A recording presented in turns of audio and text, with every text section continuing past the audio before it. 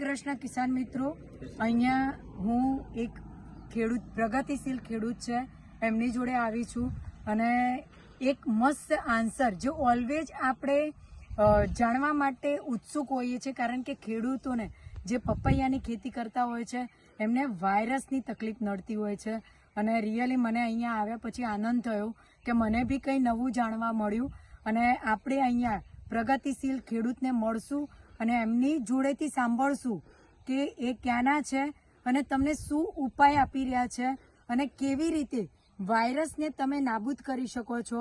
તો યસ પંકજભાઈ, આપણે તમે જે અત્યારે વાયરસની 5 વર્ષથી ખેડૂતોને સજેશન આપી રહ્યા છો અને ખેડૂતોને જે પ્રોબ્લેમ નડી રહ્યો છે વાયરસનો પપૈયામાં, તો એને બહાર કેવી રીતે કાઢો છો?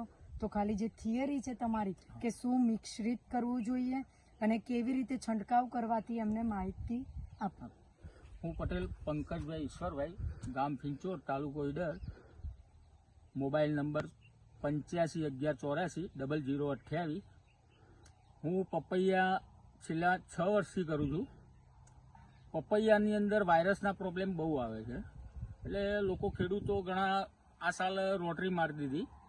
તો હું એમને ઘણા લોકોને સજેસ્ટ કરું છું કે પપૈયામાં વાયરસ, હું પહેલા વર્ષે પપૈયા કર્યા એ વખત મારે આવો પ્રોબ્લેમ બનેલો, તો મેં ઘણી ટ્રીટમેન્ટ કરેલી પણ સફળતા નહોતી મળી. બીજા વર્ષે મેં મારી જાતના પોતાની બુદ્ધિથી, પોતાની ટેકનિકથી હું પપૈયાની લોકોને ભલામણ કરું છું. હું પોતે બી કરું છું કે વાયરસ આવે તો વાયરસ માટે મિત્રો કોઈ દિવસ ગમે તે ખર્ચો ના કરવો. હું તમને બતાવું કે પપૈયાની અંદર જૂનામાં જૂની છાશ મળે ને તો 4 મહિના 6 મહિના જૂની છાશ, એમાં દેશી ગાયની મળે, ગીર ગાયની મળે તો બેસ્ટ. બાકી આ છાશ એની અંદર 100 ગ્રામ લીંબુના ફૂલ નાખી દેવાના. લીંબુના ફૂલ નાખ્યા પછી એ છાશને કંઈક વાસણમાં, ડ્રમમાં લો, તો તાંબાના ગોળામાં લો.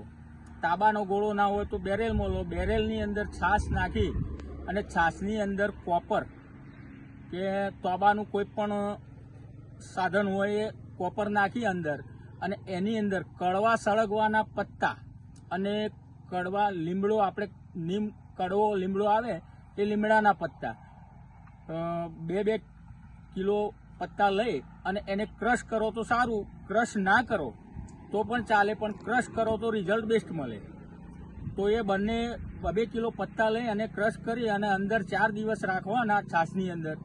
અને દેશી ગાયનું મૂતર પર પંપે 15 લીટરે 4 લીટર છાશ અને 4 લીટર ગૌમૂત્ર નાખી અને દર અઠવાડિયે એવા 3 રાઉન્ડ આપવા. 7-7 દિવસના અંતરે, 10-10 દિવસના અંતરે તમે 3 રાઉન્ડ આપો. પપૈયાનો વાયરસ ગમે તેવો વાયરસ હશે પણ નાબૂદ થઈ જશે. આ અક્ષી રિઝલ્ટ મેં મારા જાતે ખુદ મારા પોતાના ખેતરમાં મેં લીધેલા છે અને લોકોને, બીજા લોકોને ભલામણ કરું છું. તો એ લોકોને રિઝલ્ટ મળ્યું અને વાયરસ નીકળી ગયો. આ એની અક્ષી દવા છે.